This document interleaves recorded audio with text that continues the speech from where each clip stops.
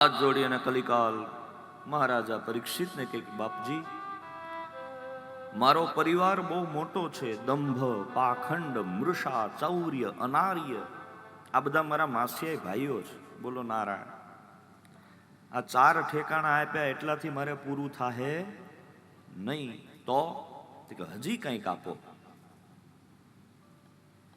ત્યારે મહારાજા પરીક્ષિત કહે છે, અને ભાગવતમાં ચોખ્ખું લખ્યું છે, ઔત્તરયેણ દત્તાની, ઉત્તરાના દીકરાએ આપ્યું, એમ લખ્યું છે. ઉત્તરાનો દીકરો. શું કામ ઉત્તરાનો દીકરો શું કામ કીધું? અભિમન્યુનો દીકરો પણ કહી શકતા હતા, પણ એ ન કહ્યું. શું કામ?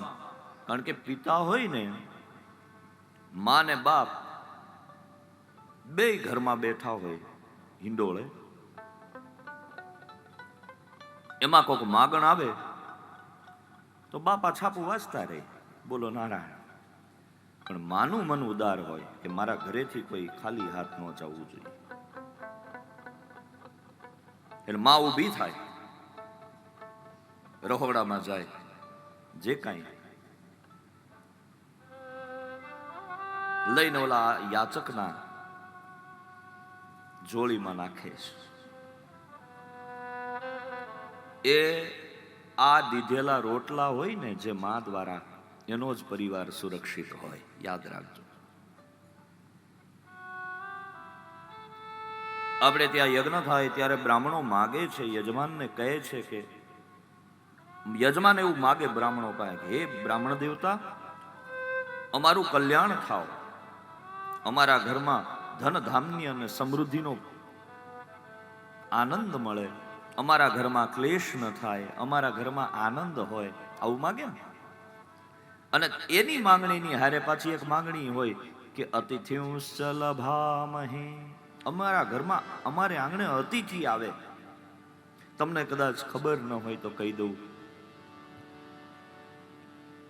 જમવાના ટાણે પધારો, જમવાના ટાણે કોઈ અતિથિ આપણે આંગણે આવે અને આપણે એને જમાડીએ તો એ સ્વર્ગ સુધી પોગાડનારા થાય છે. અતિથિ જેને આંગણે આવે ને બાપ, એને બહુ પુણ્ય કર્યા હોય તો આંગણે અતિથિ હોય. બધા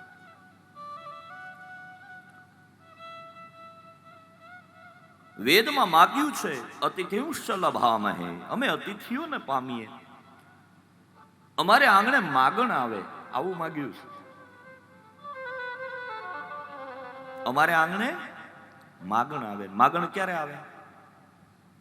જો આપણે ભરેલા હોય. હું તો મારા યજમાનોને આશીર્વાદ આપું, ભગવાન તમને ખૂબ આપે, અને એટલું આપે કે જરૂરિયાતમંદોને તમે મદદ કરી શકો. મારી દ્રષ્ટિએ બાપુ ધર્મ બીજો કાંઈ ન હોય. મંદિરે જવું ધર્મ છે, સાધુ બ્રાહ્મણોની સેવા કરવી ધર્મ છે, પણ જરૂરિયાતમંદ માણસને એ વસ્તુ પૂગતી કરવી એ પણ મારી દ્રષ્ટિએ એક ધર્મ છે.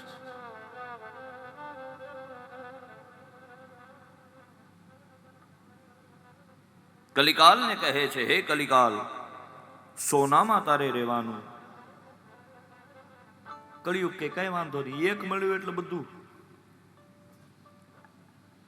પેલી 4 વસ્તુની હારે કળિયુગે બીજી 4 ઓટોમેટિક ભેળવી લીધી. 8 વસ્તુ મળી. હવે જ્યાં જુગાર રમાતો હોય ત્યાં કોઈ સતવાદી રાજા હરિશ્ચંદ્રના અવતાર બેઠા જ ન હોય, ત્યાં ખોટું હાલતું જ હોય. ખોટું મળી ગયું. દ્યુતમની સાથે ખોટું, મદિરાપાનની સાથે મદ ભળી ગયો,